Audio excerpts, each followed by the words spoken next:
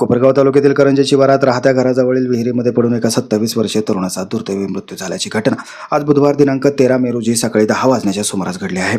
या घटनेमुळे परिसरात हळहळ व्यक्त केली जात आहे.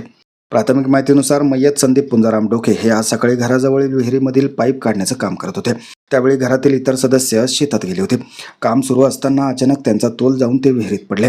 परिसरात कोणीही नसल्याने त्यांना तत्काळ मदत मिळू शकली नाही. बराच वेळ बाहेर पडण्याचा प्रयत्न करूनही अखेर त्यांचा दुर्दैवी मृत्यू झाला. घटनेची माहिती मिळताच गावकरी घटनास्थळी धावून आले. मात्र संबंधित विहिरीला कोणताही संरक्षण कठाडा नसल्यामुळे बचाव कार्यकर्त्यांना अडचणी निर्माण होत होत्या.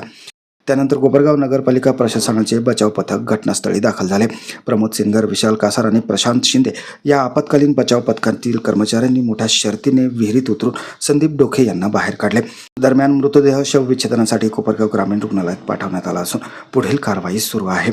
या दुर्दैवी घटनेमुळे करंजी परिसरात शोककळा पसरली असून सर्वत्र हळहळ व्यक्त केली जात आहे. माझं गाव जाण्यासाठी स्वप्नील कोपरे, कोपरगाव.